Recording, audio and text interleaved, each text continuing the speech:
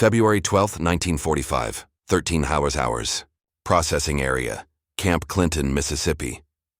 The air is thick, not with the familiar iron and cordite stench of the front, but with a humid, alien warmth that clings to the skin. For Gefreiter Klaus Richter, late of the 2nd Panzer Division, the world has shrunk to the length of this dusty processing line. He is 19 years old.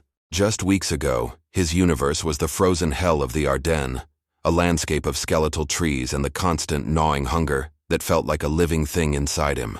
Now he stands under a pale American sun, the coarse fabric of a new U.S. Army issue workshirt scratching at his neck. His own lice-ridden Feldgrau uniform has been taken away, deloused and burned. With it, a part of him has been incinerated too. In the breast pocket of his old tunic, now reduced to ash, had been a photograph. A creased, wallet-worn image of his mother and younger sister, standing by the well on their farm in Bavaria. Their faces were his shield against the chaos, a silent promise of a world beyond the war. Now even that is gone. He is a number, a name on a list, a prisoner. The barbed wire stretches in immaculate geometric lines into the distance, a stark cage under an indifferent sky. The guards are not the snarling monsters of Dr. Goebbels' newsreels. They are tall, bored-looking young men who chew gum with a lazy rhythm. They don't shout. They don't strike anyone. Their calm efficiency is more unnerving than brutality would be. Klaus and the other new arrivals, a haggard collection of boys and old men scraped from the bottom of Germany's manpower barrel, are herded towards a long wooden building. A low hum emanates from within, and with it, a smell.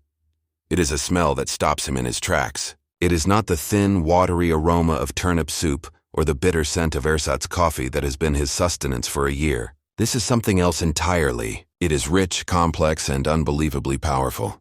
It is the scent of roasting meat, of baking bread, of something sweet and foreign. It is the smell of a life he has forgotten exists. He feels his stomach, long accustomed to the dull ache of emptiness, clench in a painful, hopeful spasm. He looks at the man next to him, a veteran of Stalingrad with hollow eyes, and sees the same bewildered disbelief.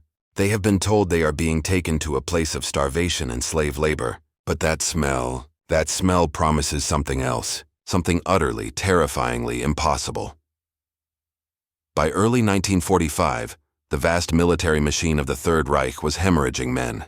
On the Eastern Front, the Soviet steamroller was relentless, grinding entire army groups into dust. In the West, following the catastrophic failure of the Ardennes offensive, the Allied armies under Eisenhower were poised on the banks of the Rhine, preparing the final death blow. The result was a tidal wave of German prisoners, a logistical problem of unprecedented scale for the Western Allies. Between D-Day and VE Day, American forces alone would process over 5 million captured enemy personnel. The question of what to do with them was governed by a document signed 15 years earlier in a time of peace. The 1929 Geneva Convention relative to the treatment of prisoners of war. It was a pact of reciprocity, a promise of humane treatment intended to safeguard a nation's own captured soldiers. For the United States, adhering to the convention was not merely a matter of honor. It was a strategic imperative. Every positive report from a Red Cross inspector about conditions in an American POW camp was a shield for Allied airmen held in a German Stalag Luft. The crucial passage was Article 11, the food ration of prisoners of war shall be equivalent in quantity and quality to that of the depot troops. Depot troops, the non-combat soldiers garrisoned at home, received the standard, robust American military ration. For a nation like the United States, its industrial and agricultural heartland untouched by a single bomb, this was an achievable standard. For every other major combatant, it was a fantasy. A German Lancer like Klaus Richter defending the Reich in late 1944 existed on a diet engineered for bare survival. His daily ration when it arrived might consist of 700 grams of coarse, dense Kommissbrot, a small portion of sausage or canned meat, a sliver of margarine, and a packet of ersatz coffee made from roasted acorns and barley. Fresh vegetables were a memory, fresh fruit a myth. The entire caloric intake hovered around 2,000 calories on a good day, often far less. It was a diet of slow starvation, designed to fuel a man just enough to fight and die. The American logistical chain, by contrast, was a marvel of the modern world. While German quartermasters struggled to move meager supplies over bombed-out railways, the American Quartermaster Corps commanded a global network of ships, trains, and trucks. This colossus of supply, which armed and fueled the Allied invasion of Europe, was also tasked with feeding its captured enemies. The food destined for the POW camps in the continental United States came from the same overflowing breadbasket that fed the American military and its allies. Canned goods from California, beef from the plains of Texas, flour from the Midwest.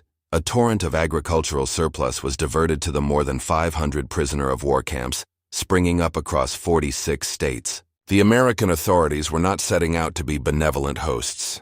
They were following a rule book their nation alone among the combatants had the staggering resources to fully obey. The stage was set for a collision of realities, where the grim truths of a collapsing empire would meet the astonishing abundance of a superpower coming into its own.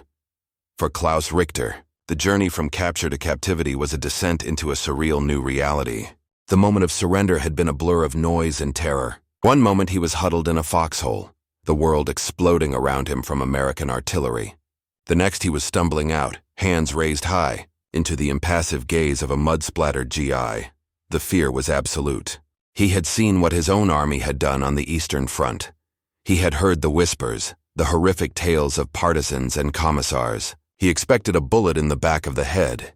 Instead, he got a cigarette and a brusque order to march to the rear. This was the first crack in the foundation of his indoctrinated worldview. The journey continued in a crowded truck, then a temporary enclosure in France, a vast, muddy field of misery known as a Rheinwiesenlager.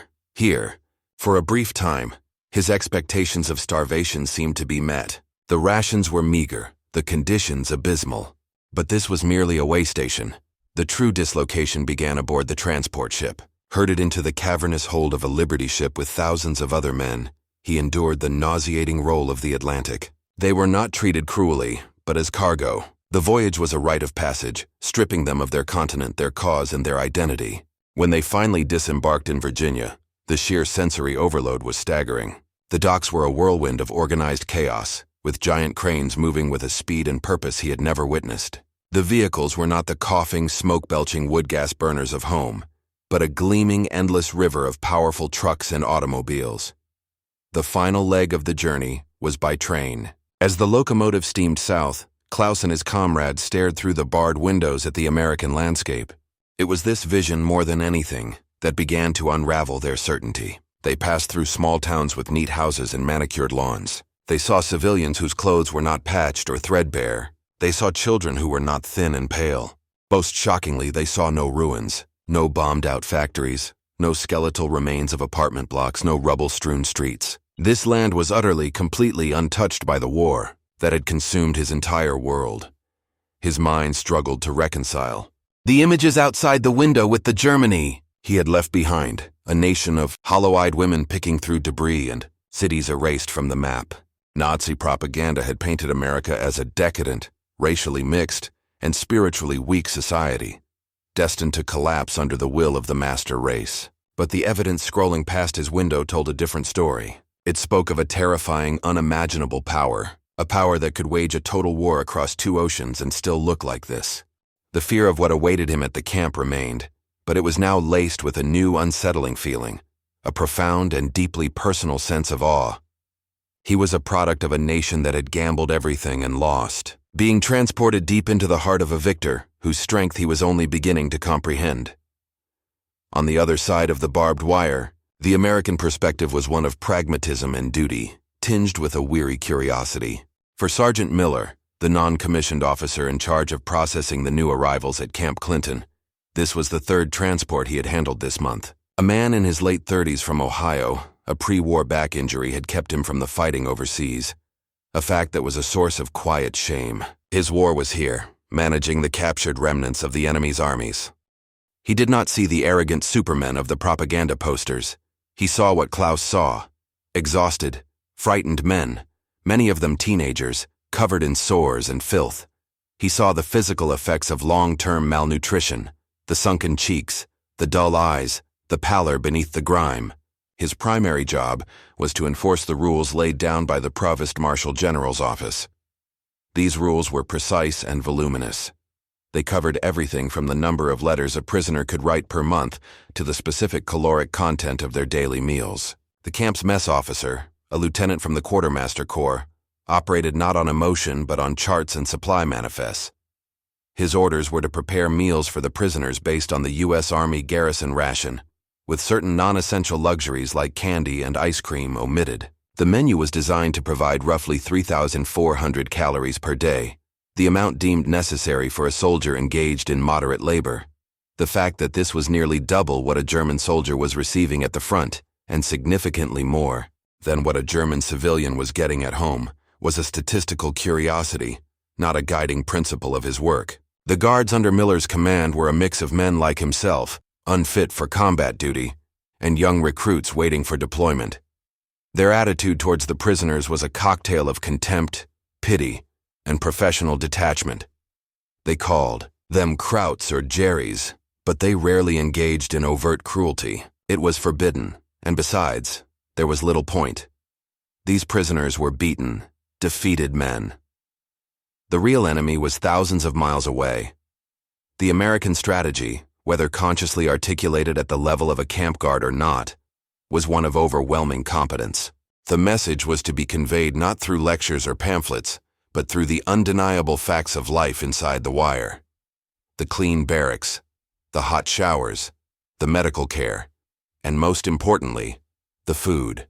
The Americans understood, perhaps, instinctively, that ideology is difficult to maintain on an empty stomach. They were about to wage a psychological war where the primary weapon was not a bullet, but a slice of fresh white bread. They expected the prisoners to be sullen, perhaps defiant. They did not fully anticipate the profound, soul-shaking shock that their simple adherence to their own regulations was about to unleash. The line shuffled forward into the mess hall. The building was long and cavernous, filled with the echoing clatter of metal on metal.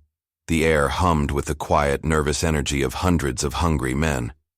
Klaus Richter held a partitioned steel tray, its cold weight unfamiliar in his hands. He kept his eyes down, avoiding the gaze of the American sergeants who watched over the proceedings with folded arms. His heart hammered against his ribs. He moved along the serving line, which was staffed not by Americans, but by other German prisoners. These men, who had been in the camp for weeks or months, moved with a languid confidence. Their faces were fuller, their skin healthier. They looked like ghosts from a past life. The first server, a man with the insignia of the Luftwaffe tattooed on his forearm, stood before a massive steaming vat. He plunged a heavy ladle into its depths and brought it up, dripping with a thick, fragrant stew. He dumped the contents into the largest partition of Klaus's tray. Klaus stared.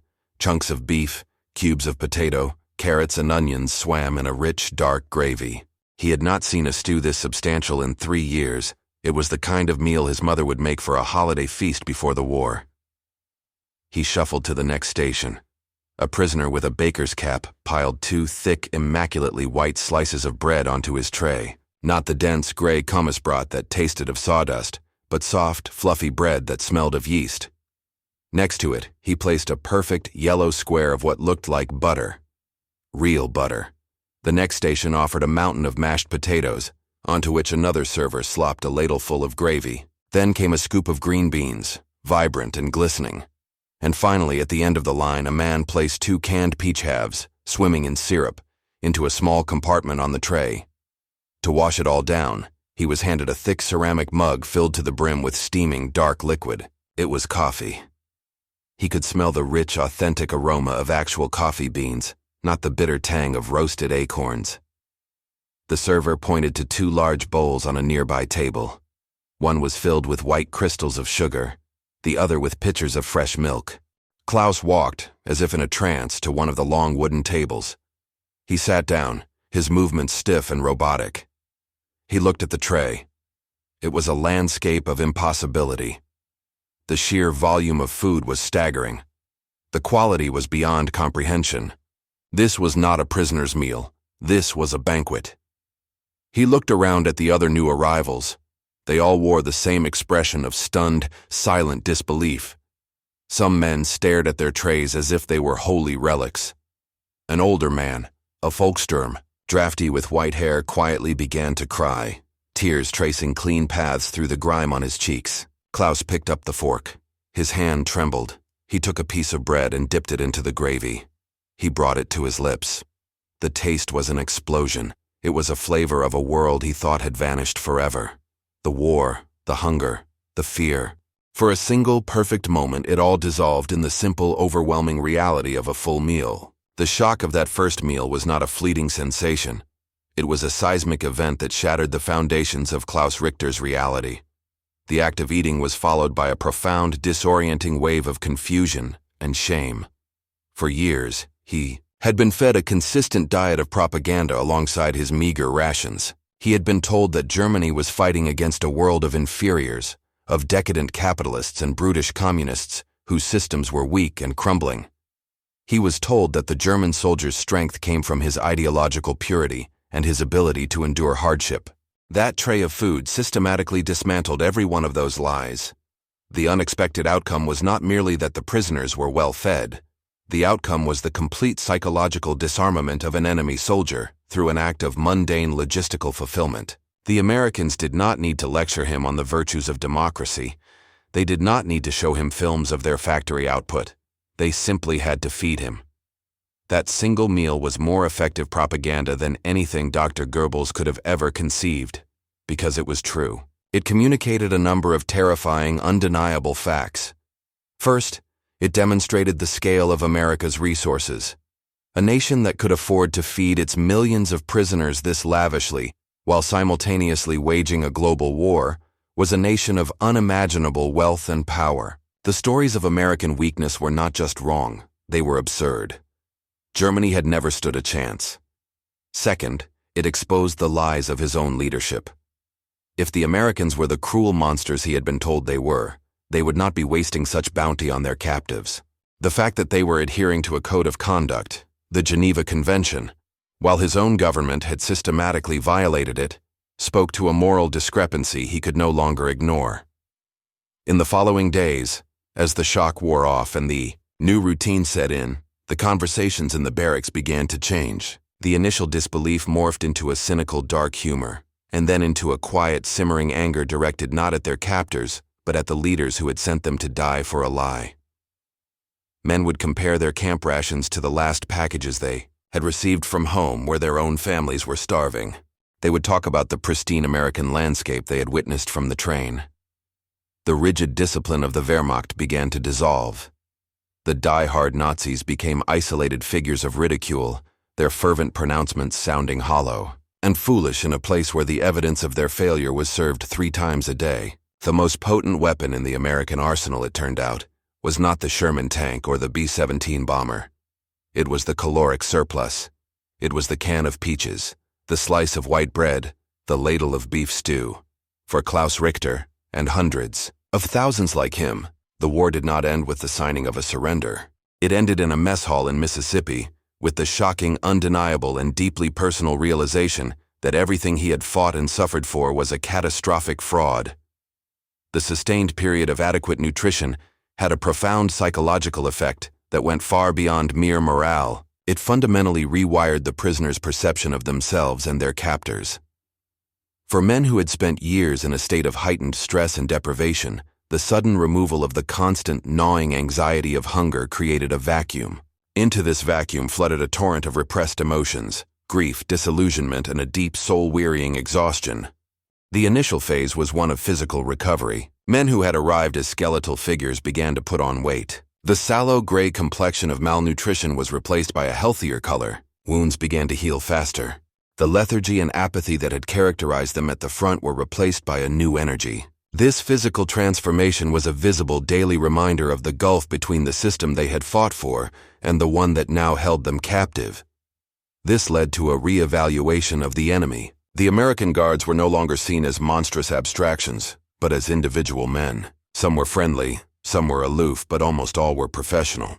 They represented a system that was not just powerful, but also ordered and predictable. In the chaos of the collapsing Reich, orders had become contradictory and suicidal. In the American POW camp, the rules were clear, and the consequences for breaking them were consistent. For many German soldiers, who had been raised in a culture that prized order, this predictability was strangely comforting. A hierarchy also developed within the camps. Die-hard fanatics and members of the SS were often ostracized by the regular Wehrmacht soldiers, who blamed them for prolonging the war, and for the atrocities that had shamed the German name. The abundance of food and the lack of existential threat gave men the mental space to reflect on the nature of the regime they had served. Debates and arguments broke out in the barracks, discussions that would have been punishable by death just months before. It was the beginning of a slow, painful process of denazification, driven not by Allied re-education programs, which would come later, but by the prisoners' own reckoning with their recent past. The psychological impact was a quiet, creeping surrender of the soul. It was the realization that the American softness that Nazi propaganda had so often derided was, in fact, a symptom of an unassailable strength. It was the strength of a nation that did not need to be cruel to its prisoners, because it had no doubt whatsoever in its ultimate victory. This quiet confidence was more demoralizing than any overt display of power. It left the prisoners feeling not just defeated, but irrelevant, a sentiment that crushed the last vestiges of their martial pride. They had been transformed from soldiers of a supposed master race into the well-fed wards of a system whose power they could no longer deny. In the grand chronicle of the Second World War, the story of the German POWs in America is often a footnote. Yet the experience of the more than 425,000 enemy prisoners held on U.S. soil had consequences that rippled through the decades that followed. The well-fed, healthy prisoners became a vital source of labor, working on farms and in factories across the nation, replacing the American men who were fighting overseas. They picked cotton in Mississippi, harvested sugar beets in Colorado, and worked in canneries in Wisconsin, contributing millions of man-hours to the very war economy that had defeated them. When the war ended, the process of repatriation began. For men like Klaus Richter, returning to Germany in 1946 or 1947 was another profound shock. They left a nation of vibrant plenty and arrived in a homeland of ruins and mass starvation. The hunger winter of 1946-47 was a brutal reality, and the stories these former prisoners told were often met with disbelief and resentment by a populace struggling to survive. They were the men who had had it good in the war, yet their experience planted a crucial seed in the soil of post-war Germany. These hundreds of thousands of men had seen, with their own eyes, the reality of American industrial might and societal stability. They had experienced a system that, while holding them captive, had treated them according to a code of law and provided for their basic needs with an ease that bordered on the magical. As Germany was rebuilt and split by the Iron Curtain, these former POWs became an influential, if silent, cohort within West German society. They had no illusions about the power of the United States. When the choice was presented between alignment with the West or the Soviet Union, for many the memory of that American mess hall stood in stark contrast to the horrific stories emerging from Soviet gulags. The experience inadvertently helped lay the psychological groundwork for West Germany's firm integration into the Western Alliance and NATO. The Marshall Plan was not just an abstract economic policy. For these men, it was the logical continuation of the unbelievable abundance they had already witnessed firsthand. The story of the German POWs and their astonishment at American food is more than just a historical curiosity. It is a powerful lesson in the nature of modern warfare, where logistics are as decisive as tactics, and psychology is as important as firepower. It reveals that the foundations of a nation's power lie not just in its armies, but in its fields, its factories, and its ability to project its surplus as an instrument of influence. For a young German soldier named Klaus Richter, the war was lost not in the snows of the Ardennes, but at a simple wooden table in Mississippi, where he was defeated not by a weapon, but by an act of incomprehensible, world-altering generosity.